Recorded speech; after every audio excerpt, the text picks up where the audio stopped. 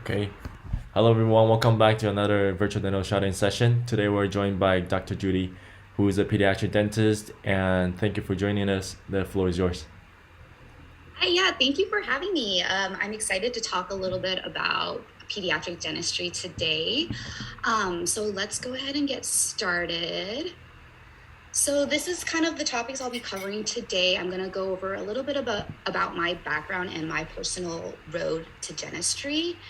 And then we're going to talk a little bit about application and interview tips for dental school as well as residency programs. And then I'll tap into kind of choosing your specialty and how I went about doing that as well. And then we'll go into a typical day as a pediatric dentist, as well as some clinical cases. I'm going to go over the most common emergency consultations that we get, so you have a little bit of an idea of what to expect on a day-to-day basis. And then I would say the most important part, of the lecture is kind of what they don't tell you about pediatric dentistry, things that you can't really find online, and just some hidden gems that only like people you know personally will be like candid enough to tell you. So, and I think that's really important before you go into dentistry or pediatric dentistry, just to know all the aspects before you really dive in. And then I think we'll have a little bit of time at the end to do some Q&As. So I guess the beginning portion of the lecture will be kind of a wider scope for people like pre-dents and people who really don't know what specialty they want to go into. And the later half will be very pediatric dentistry specific. So yeah, let's get started.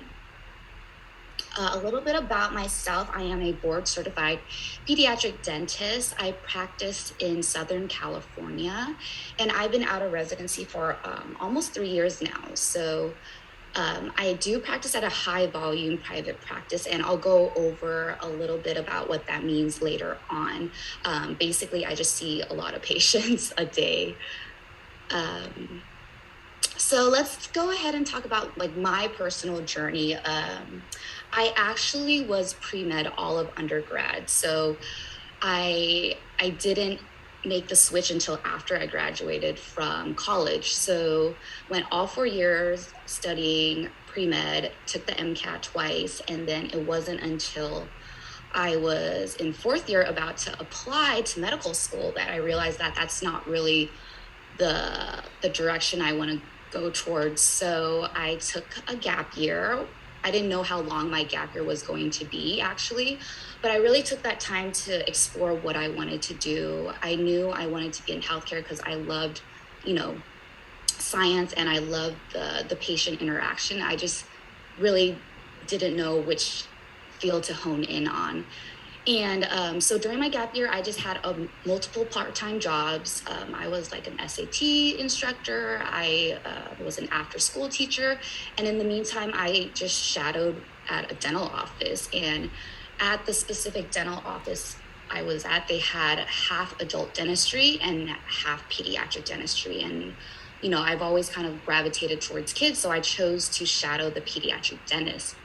And I did that for about a summer, and it was really valuable, and I learned that that's a field that I would be interested in. So again, during my gap years, I looked into dentistry, and then luckily, you know, most of my courses that I took in as an undergrad in the pre-med track kind of transferred over to dental as well.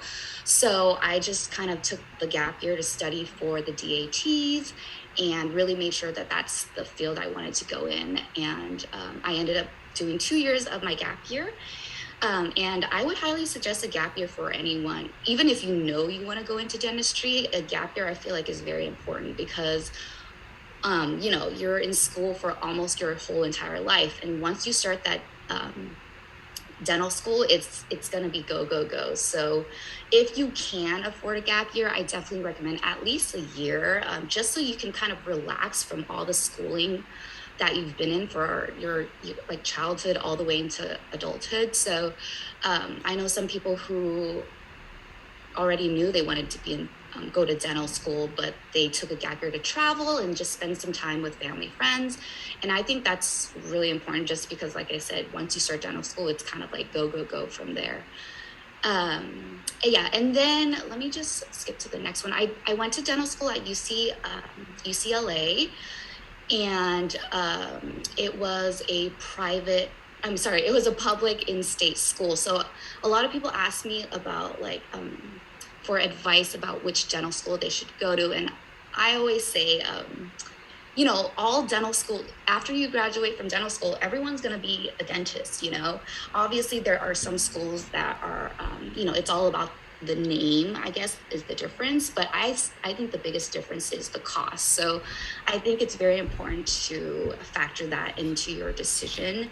If you can get a full ride or like some type of scholarship, or if you can stay at an in-state or like a public school, that would probably be the most financially sound. But there are great private schools as well, but you will be paying a hefty price for that. And when we apply, we just want to get in. We're not thinking about the financial burdens afterwards. But I think the thing as a dentist is you have to pay those loans back. So I definitely think it's smart to think about that and factor that into your decision of which dental school you want to go to.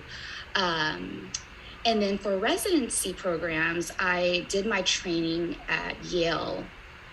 And for pediatric dentistry, it's an extra 2 years. And some programs are paid programs where they pay you.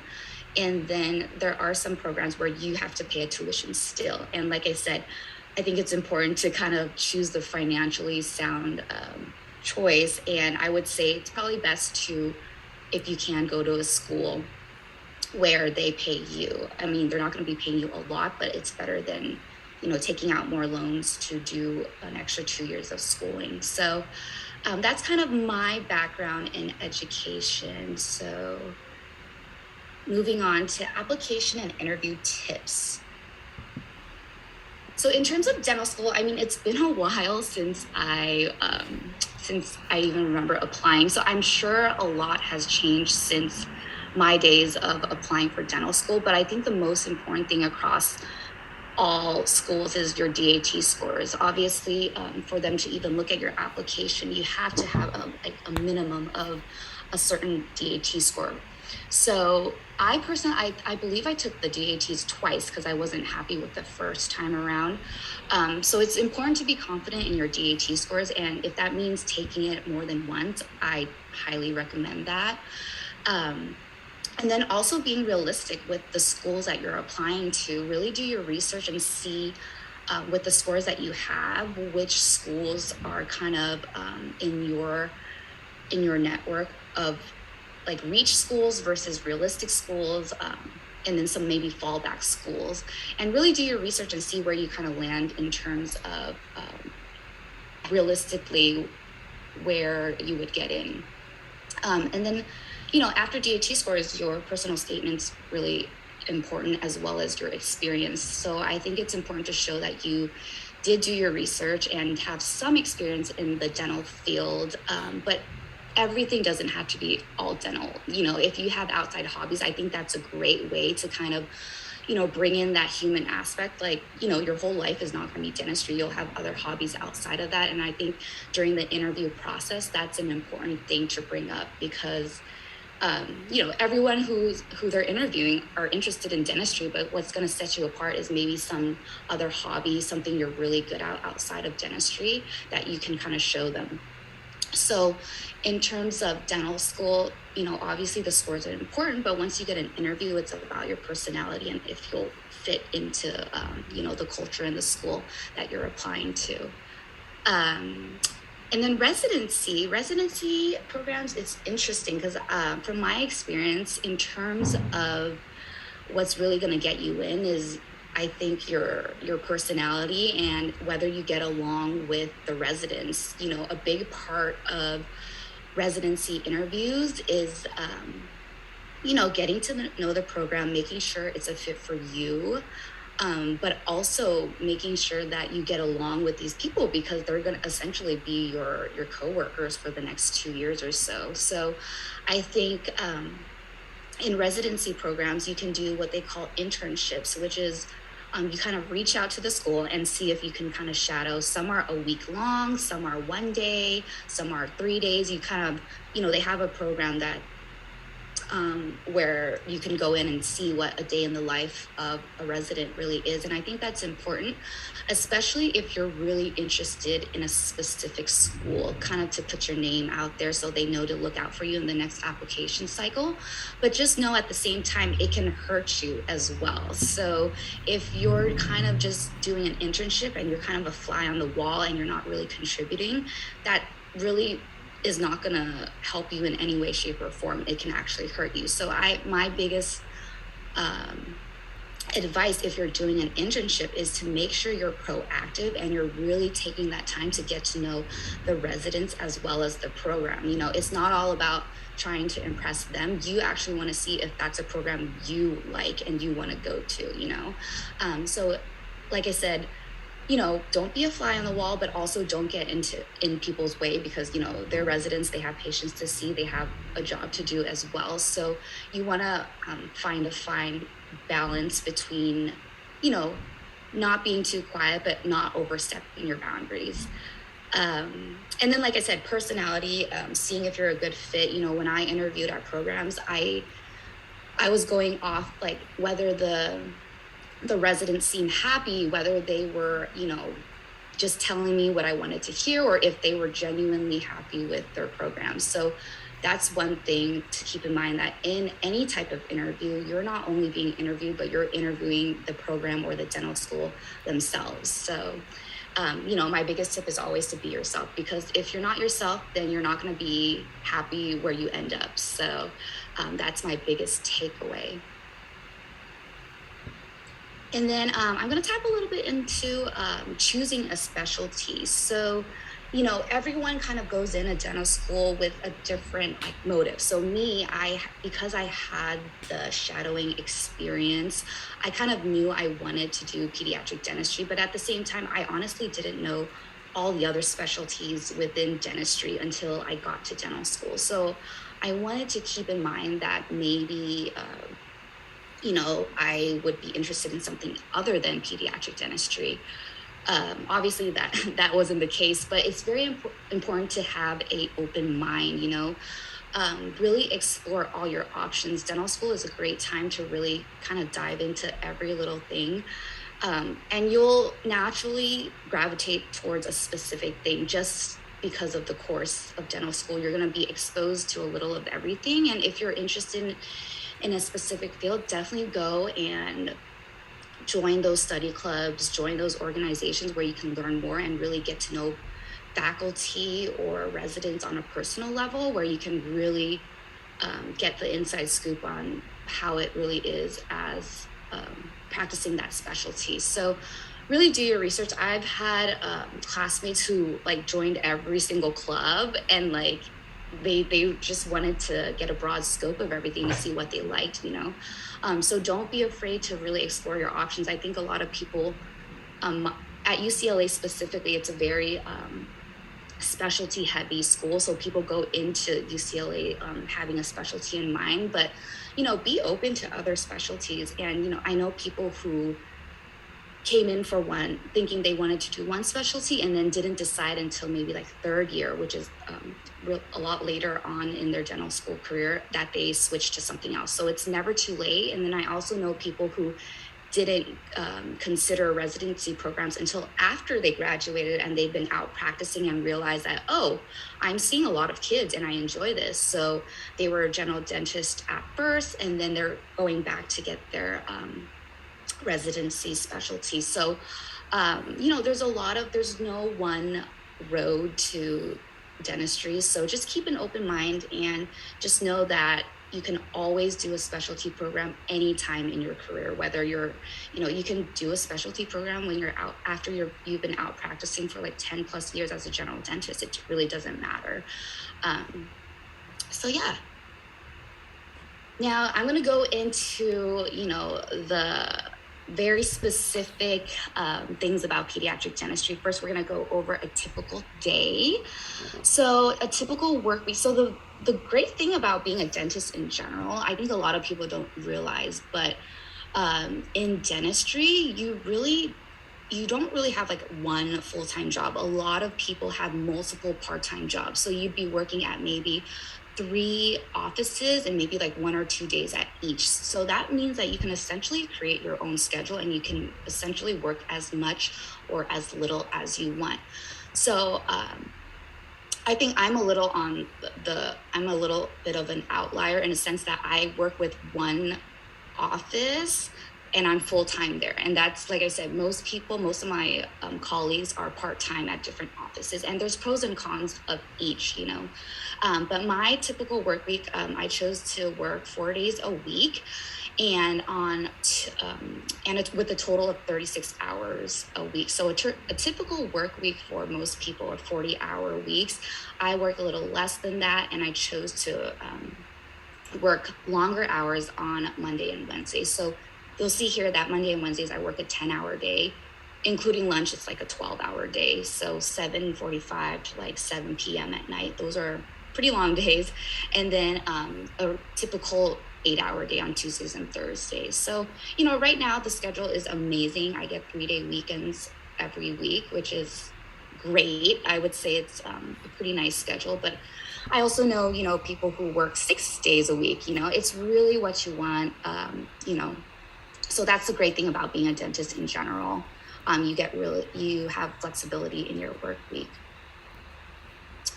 So a typical day, like I said earlier, I work at a high volume practice, and with pediatric dentistry, it's high volume compared to any other specialty, I would say, just because with children, everything works at a faster pace. So you're able to see a lot more patients that way. So like I said, high volume practice, 50 to 75 patients a day. Sometimes it can be more, depending on the seasons. I would say a slower private practice would be, maybe 30 patients a day. And it really depends, like I said, on your personality. I like fast paced because it makes the day go by faster, you know. But I know some people who like to have a slower pace, which, you know, to each their own. And again, you really have to find an office that fits your personality. In a typical day, we have 2 types of appointments. One are recall appointments, where they're your typical bread and butter cleaning appointments, x-rays, and then you have your treatment appointments. And then I would say I categorize this as like a special day, but sometimes pediatric dentists can do sedation days, which means I'll go into what that means later, or they can work at the hospital for a day, or they can be a faculty at a school teaching for 1 or 2 days. So there's also different avenues that we can go into as well. And again, I'll talk about that a little later on. But I would say typical work day would be going into a dental office and seeing patients, whether you're doing treatment or recall appointments. So recall appointments, like I said, is your bread and butter of pediatric dentistry. It's about 75% of your day. And what you essentially do is a kid comes in and you just do a cleaning. You make sure everything's okay with their teeth. You ask parents if they have any questions. And then you do your oral health assessment, education, you know. And then you as a doctor, you check the x-rays and make sure everything's good. You diagnose anything that you see. And then that's what we call recall appointments. And it's a lot of, with pediatric dentistry, it's a lot of education and prevention. You know, you want to start them off with building good oral hygiene habits and healthy habits. So it's a lot of talking to parents about their habits at home and really incorporating education into the appointment and really making sure parents are helping their child, you know, build up the best oral health regimen at home, not only at the office.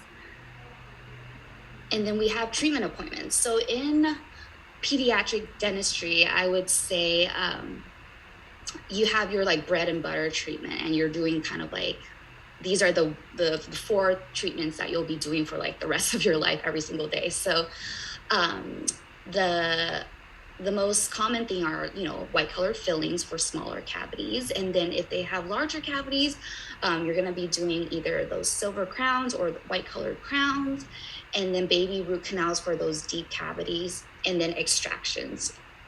So, that's kind of your bread and butter. You'll be doing kind of like the same things. On, some occasions you'll deal with adult teeth.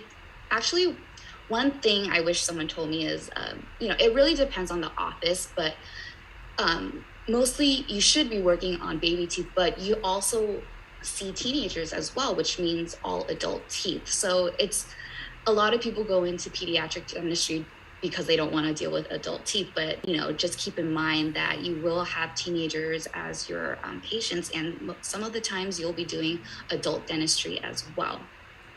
And then with treatment appointments, the one thing you'll see here, the little pink nose right here, one thing that we do, almost all our treatments, we offer laughing gas, which is nitrous oxide.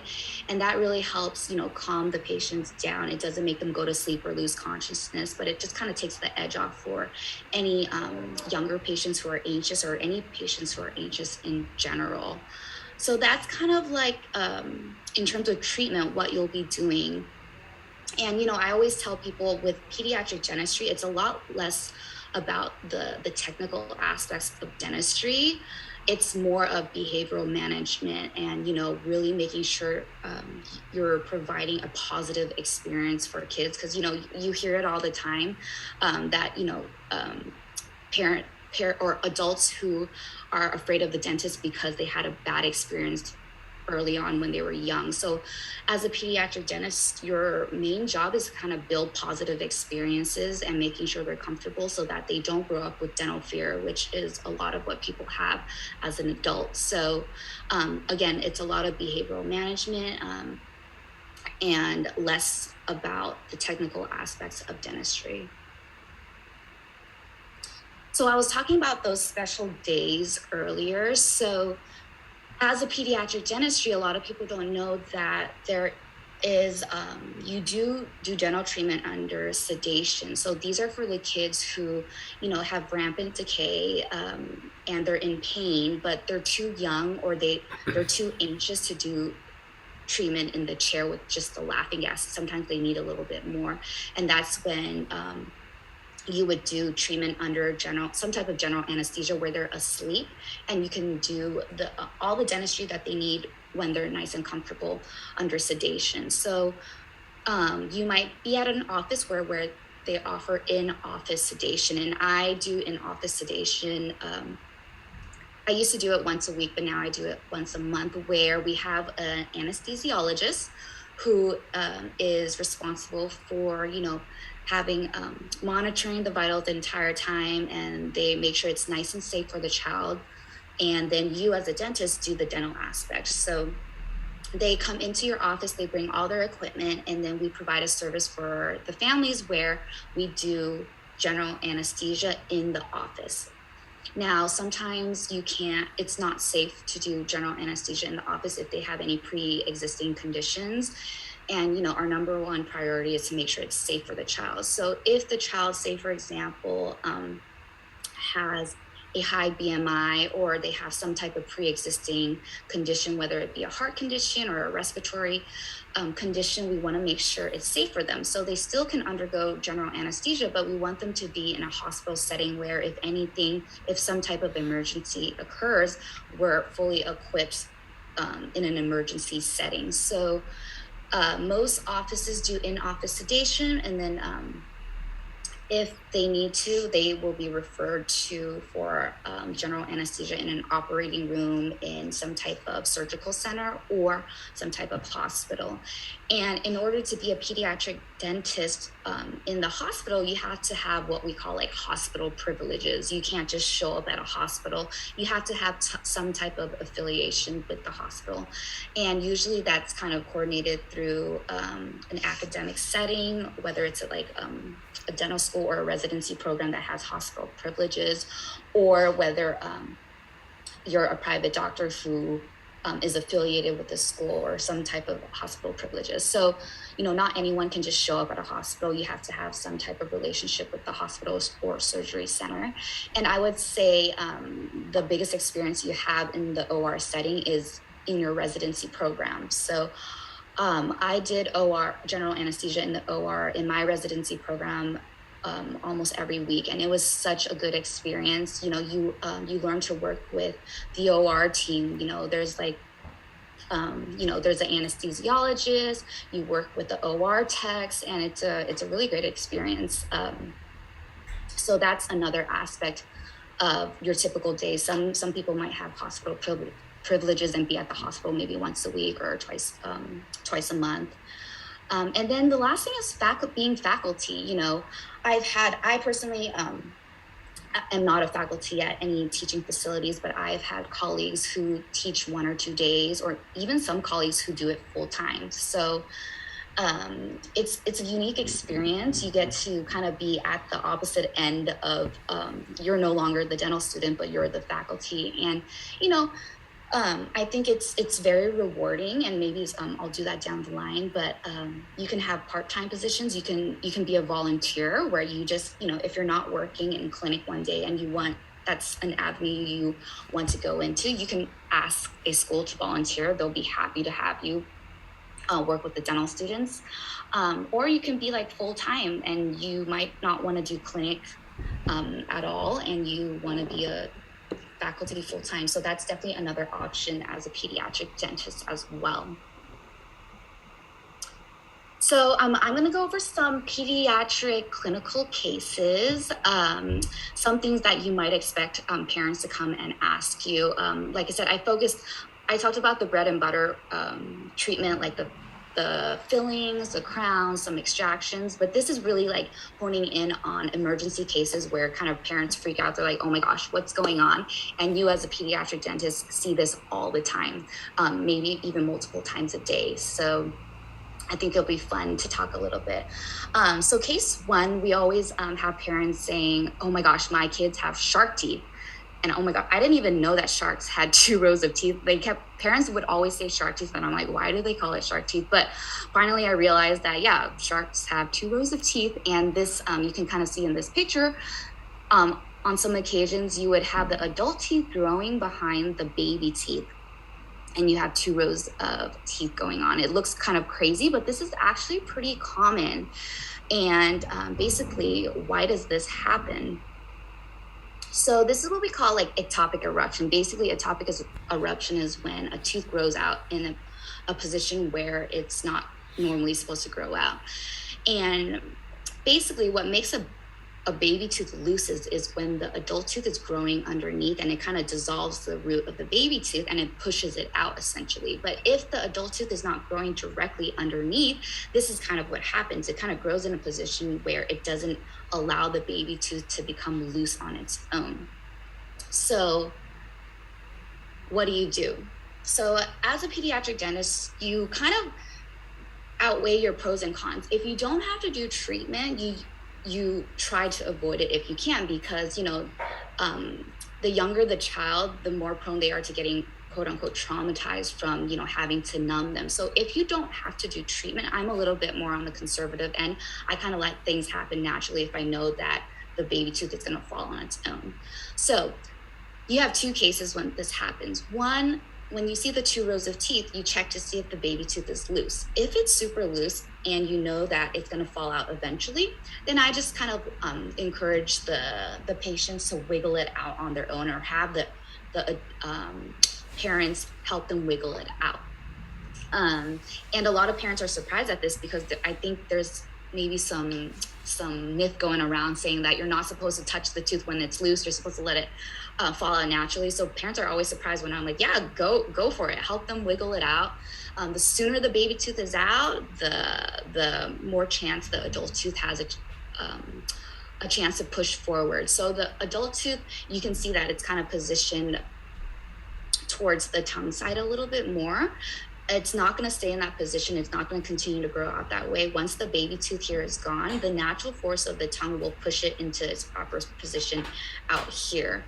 But there are occasions when the baby tooth is not loose at all. It's not budging. And that's when I know that they'll need our help taking it out. So that's when I would have them come back and I would make sure, they're nice and numb, and then we can extract the tooth so that the adult tooth can move forward.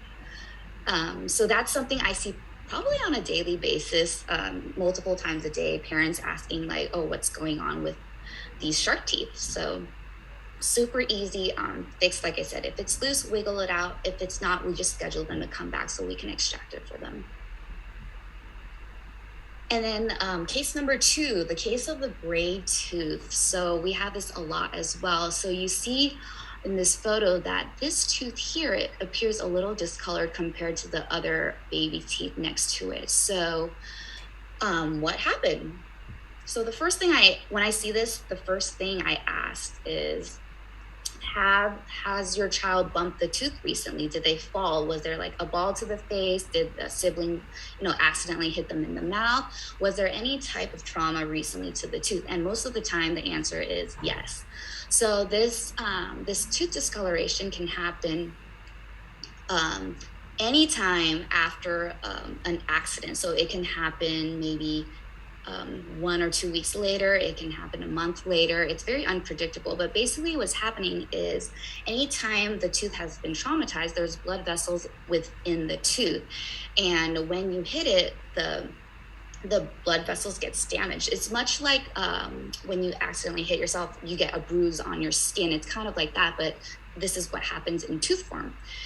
And, these are very unpredictable, but it doesn't mean anything. It doesn't mean that the tooth is dead. It doesn't mean that we have to pull out the tooth. It just means that it was damaged, and sometimes it can resolve over time. It can lighten up and almost go back to normal. Most of the times it kind of stays discolored until the tooth is ready to fall out. But like I said, it doesn't mean anything. It's just discoloration. Oops. And in terms of treatment, like I said, no treatment needed. It's actually very common. But one thing to keep in mind is if we know that a tooth has been traumatized to the point where the blood vessels have been damaged, you do want to make sure you do regular follow-ups. You want to monitor for any signs of infection, such as pain, swelling, or abscess. In that case, if there's any signs of infection, that's when you would need treatment and really have to extract the tooth. But if it's just pure discoloration and the patient is not feeling any pain or discomfort, we just leave it as is. Okay, the third case, you have a bump on the tooth. So sometimes when parents are brushing for their children, they see a bump on their tooth. It can look something like this, and you really won't see it unless you really pull out like your cheek, your lip, and because it's really near the gums. So what is this from? Sometimes it's just on the gums where the tooth is. Sometimes it's the actual entire face that's swollen. So what's going on here? Oops. So this is what we call a tooth abscess. Basically, that bump that you see is pus forming, and it's the body trying to get rid of this infection. This happens from a large cavity that has traveled down all the way into the nerve. So you see here, this is the enamel layer, and then this is the dentin. And then when the cavity is that deep, it goes down all the way into the nerve, and it creates this little abscess here. And abscesses, it can be very tricky because it'll bother the patient for a little bit, and then all of a sudden, it doesn't bother them anymore. And when parents say that, oh, it doesn't bother them anymore, they think that the infection is gone. But actually what's happening is the reason why it's not bothering them is because the tooth is essentially dead. The nerve, you're not going to feel anything when the tooth is dead, but the body knows that the tooth is dead and it wants to get rid of that dead tooth. So what you have forming is that abscess, and then eventually you can get the facial swelling. So, it's very important if you see any signs of abscess, you got to take away the infection, which is the tooth. So the treatment for an abscessed tooth is really extraction. Sometimes we prescribe antibiotics, and parents think that the antibiotics is the cure for the infection, when in actuality, the antibiotics is just a Band-Aid that we prescribe if there's a lot of swelling. We want to make sure the infection doesn't spread.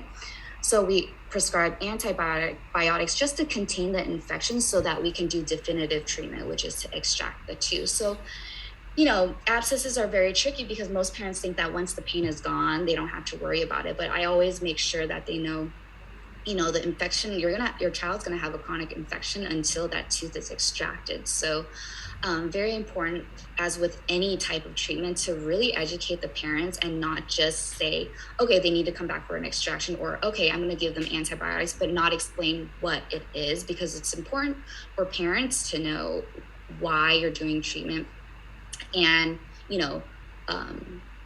to make sure they're on the same page with the treatment, because the last thing you want them to do is you prescribe the antibiotics, they think that's the treatment, and they never come back, to get the tooth extracted. And infections can be potentially life-threatening, and you never want the child to have to go to an emergency room because the parents never came back for treatment. So very important point to point out there.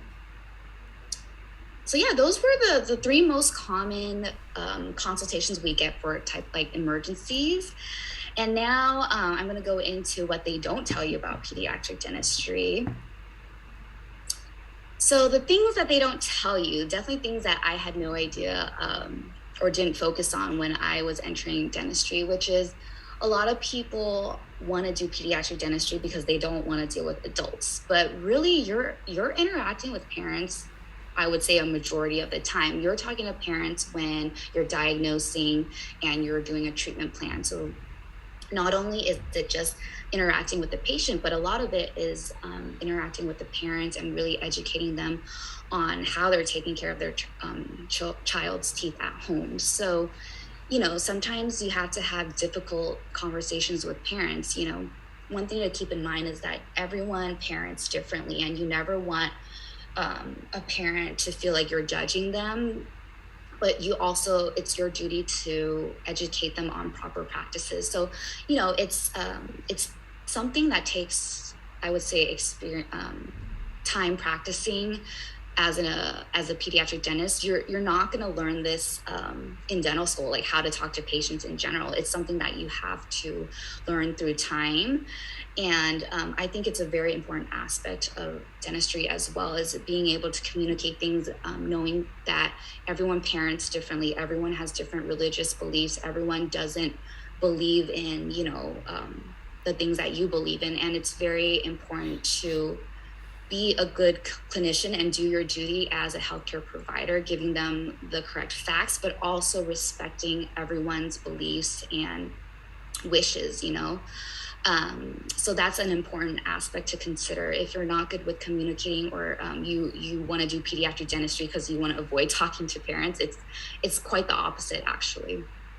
And then this is with all dentistry in general. It's physically taxing. I'm just, I was a resident and I was already feeling back pain.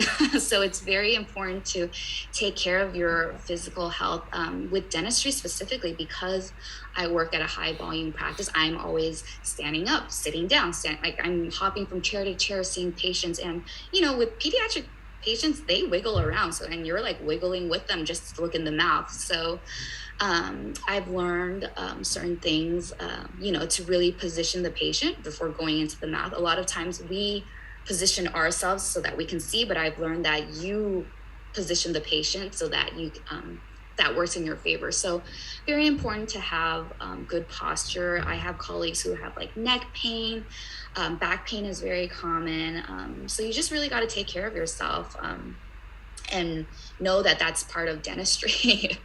Another thing is that, working with children can be mentally taxing. You have to, you want to make sure every single patient is getting a good experience. And that means, coming in with high energy, positivity, and making sure you're on like 100% with every single patient. And, it gets a bit tiring having to keep that high energy up, especially if you're working those like 10, 12-hour days. And you're kind of exhausting, or maybe your back's hurting, but you got to make sure you're keeping it positive. And sometimes it's hard to do to work with kids when, you have personal issues going on, you're not having the best day, but you know that you have to put a smile on your face. So, at the end of the workday, I'm always like physically and mentally exhausted. Even if I'm having a good day, that's just kind of how it is.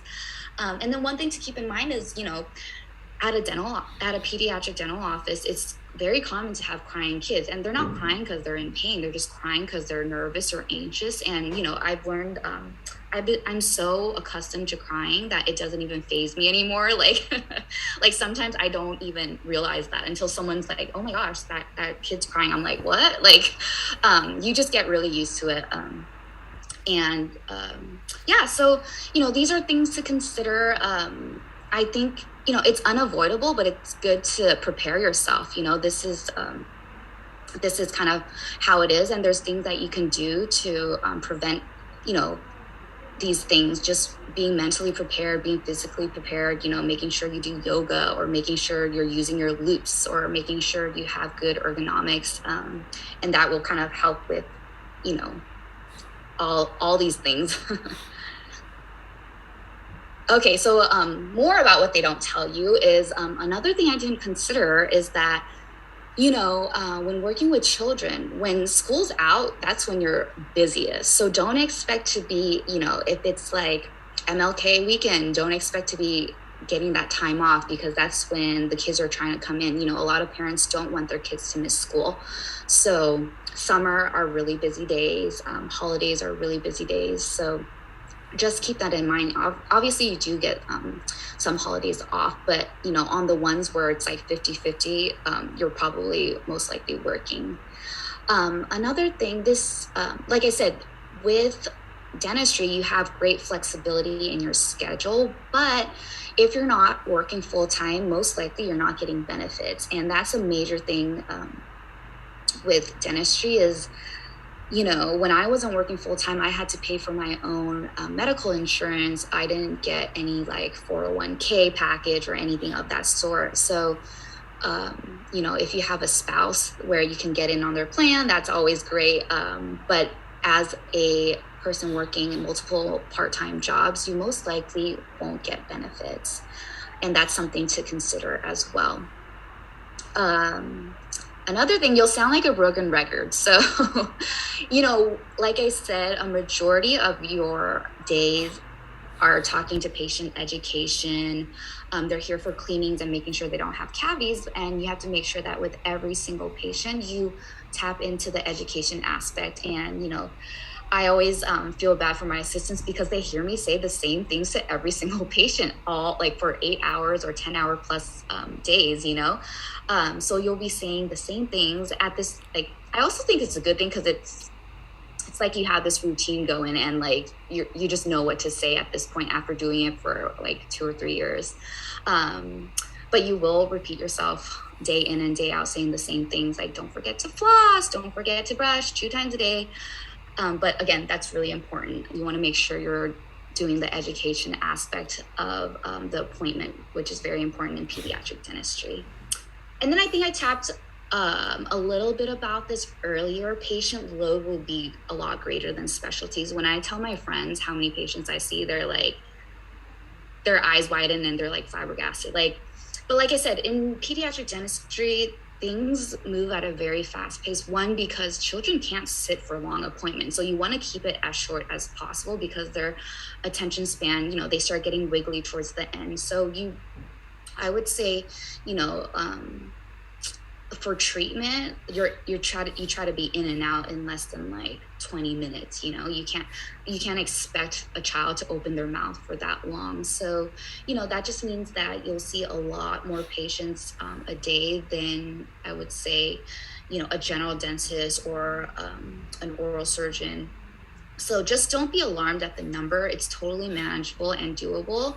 It's just working at a pace that you're comfortable with and finding an office where the pace matches your own. I mean, overall, I talked about the good, the bad, but overall, pediatric dentistry is a great field to be in. I'm happy doing what I do every day. I wake up like not dreading going to work. I'm excited to hang out with the kids, excited to hang out with, my dental assistants. So it's a great field, but you got to make sure you know the pros and cons before you go into it. So yeah, I'll leave it at some maybe Q&As. I have my Instagram. I'm pretty active on social media. So if you guys want to DM me if you have any questions or anything I talked about specifically in the lecture. And then I also do a lot of dental tips for parents. And then I have a YouTube. I'm not really active on it, but I used to do a podcast, just random things. And then you can always email me if you don't have an Instagram, if you have any questions or concerns. So yeah, I'll leave it back to you, Scott, if you have any questions. Yeah, thank you so much, Dr. Judy. Yeah. It was a very informative presentation. Here are some questions.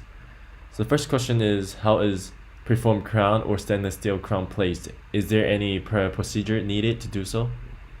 Yeah. So, now, stainless steel crowns have been around for a long time and they're great in terms of material and durability. But, now we're seeing that most parents want white crowns and, they're different materials. So there's definitely difference in placing them. I would say we call it zirconia. The white crowns are zirconia. So with those, because the material is a lot thicker, you have to take out more tooth structure in order to fit a crown like that. So a lot of people don't realize that with adult crowns, we make the crowns fit the tooth. But for pediatric dentistry, we make the tooth fit the crown. So not everyone is a good candidate for those white colored crowns. If you have not enough space, if your teeth are really crowded, then those white colored crowns are probably not the best material to put in the mouth because you have to take away so much tooth structure. And, you'll learn the technique in your residency programs. And there's also, a lot of those crown companies do CE courses, which is continuing education courses. If you didn't train doing a lot of white colored crowns, then you can spend a weekend or a day where they teach you really how to prep the tooth for those specific crowns. So there is definitely a big difference in placing those silver crowns versus the white colored crowns. But as with anything, you just learn through practice or extra time practicing on the typodont before you really do it in the mouth. And it's a lot of patient selection. You really want to make sure, like I said, that patient is a good candidate for that type of crown before you place it on there, because the last thing you want is for it to fail. And what are some big things we should consider when applying or ranking a residency program? Oh, okay. Yeah, that's a good question. Ranking, so I would say be honest with yourself. Like when you're interviewing, really, like, do you see yourself being in that program? And a lot of the times, with residency programs, there's what we call didactic heavy programs where their strong suit is maybe with research and really learning the evidence-based dentistry, whereas there's another one where it's hospital-based, which is that program is affiliated with a hospital, and you do a lot of OR cases, you do a lot of you're on call a lot at the hospital for dental trauma and everything. So I went to a hospital-based program, and it was very like first day you're seeing patients and you're cranking it out, whereas I have had colleagues who do didactic programs where they do a lot of reading, they do a lot of they have a really extensive background in terms of the books and the literature versus practicing dentistry. So you really have to see what's a good fit for you. Personally, I wanted my residency program to be essentially like a job where I got paid. I wanted to see patients. I didn't want to feel like I was a student studying. So I just wanted to go in and get as much experience, hands-on experience as possible. But, some people don't like feeling thrown in there. They want to know the literature before they go into the clinic. So if you're that type, then maybe go for a more didactic heavy school. And then just really be honest with yourself and, think about everything. Think about location. Think about finances, is it a paid program? Is it a tuition-based program? And, collectively think of all the aspects and then just rank according to where you feel most comfortable. Everyone is motivated by different things, like some people don't want to move across the country. Some people want to stay in state. So if that's important to you, then rank the schools that are close to you, It's hard for me to give advice in that sense, but just be honest with what you want. Mm-hmm. And what is being on call like in residency, and how does it compare to after residency? Are you ever on call or where you work currently? Yeah. Oh, that's a great question. Yeah. So, in residency programs, you're definitely on call, and the frequency depends on the program. So that's another good thing to ask in a residency interview is how often are you on call? Obviously, I think the less the better, right? Who wants to wake up in the middle of the night and respond to a dental trauma? So personally, in my dental school, not dental school, my residency program, we would be on call for 1 week every like 6 weeks, which is not bad. And then luckily, when you're actually on call, I got lucky. Some people, like, on their call weeks, they get called like every single day, but I would only get called maybe like 2-3 times during my call week. So it really depends on the program, and that's a very important thing to ask the residents, like how call schedules are, because when you're on call, you get calls in the middle of the night and it really messes you up for a week, So if you don't want to be on call that much, that's a very important thing to make sure that program, the call frequency, because you're on call for like 2 years, As a dentist practicing now, personally, I'm not on call, but I do know that there are private offices where they have a hotline. So we definitely have a hotline, but I'm not responsible to respond. I'm not responsible for responding to those calls. Someone else takes care of it. But I do know some colleagues who are responsible. They have a pager, and if it's a dental emergency, they do have to call with instructions, or they might not necessarily have to go in the middle of the night, like in residency. But sometimes it's just like simple as a call back, and then have them come in the next day. So it definitely does exist as a doctor practicing outside of residency, but I personally don't have to do that. Mm-hmm. And what made you switch from medical to dental, and was that something you had to explain in interviews? Oh, that's a good question. So what made me switch was the lifestyle, actually. So I actually, in pre-med, I wanted to be an OBGYN. I wanted to like deliver babies, and I realized that you'd have to be on call like in the middle of the night for that. And I realized that that's kind of not the lifestyle I want. I think it's healthy to have a really healthy work-life balance, and that just wasn't kind of like the lifestyle for me. So that's essentially what made me switch. And then did I have to explain it in my dental school interviews? Yeah. I don't think that they asked me directly, but I made it a point to put it on my personal statement, because it was a big turning point in my professional career. And I thought it was an interesting thing to highlight, because I think it showed that I did put thought into it. Like, I just didn't want to be a doctor, period. I thought about it and found that dentistry was a good fit for me. And it actually really is, because in dental, as a dentist, you have an amazing work-life balance, because you can choose how many days you want to work and how many days you don't want to work. So I don't think they asked me specifically, because I just kind of like addressed the elephant in the room, and I kind of wrote about it in my personal statement. And what kind of students do you think UCLA Dental School is looking for? Yeah, so UCLA is very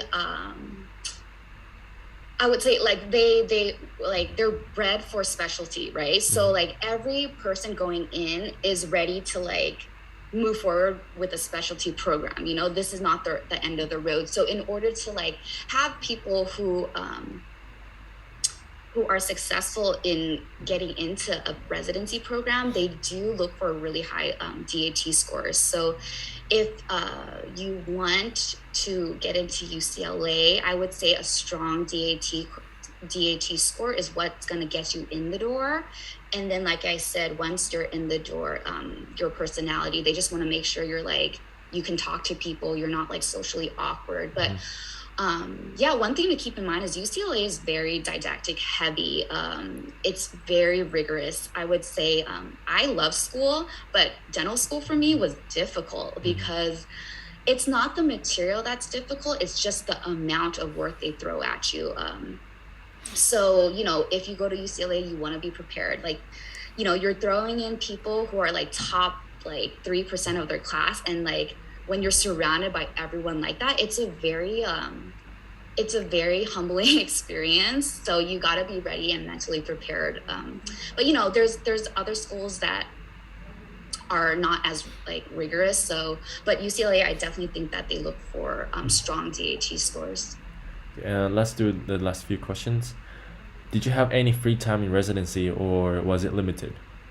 Oh yeah, like residency was amazing. Like I think a lot of people ask me which one was worse, dental school or residency, and 100% dental school was like challenging, but residency was amazing. Like it feels like you're just working under a school. Like other than being on call, which is not even that bad, you definitely have time to do what you want to do outside of that. Like I said, it's kind of like clocking in and clocking out. When I was a resident, I like moved across the country, and it was my first time experiencing the East Coast. So on weekends, like we would just explore like different cities. Yeah, it was super fun. You definitely have time to do what you want to do during residency. And it's not like, it's definitely different from, I think a lot of people are scared when they like hear residency because you're thinking about like a medical residency, like that for sure is rough, but dental residencies, they're pretty manageable. And I would say dental school was a lot harder. What's the treatment if an intruded primary tooth is damaging the permanent tooth? Yeah, so that it really depends. It's a case by case basis. It'd be hard to treatment plan without seeing the tooth, the position, and the X-rays. But usually, if it's damaging or like harming the adult tooth, obviously we want to make sure it doesn't further damage it. So with intruded teeth, it's a lot.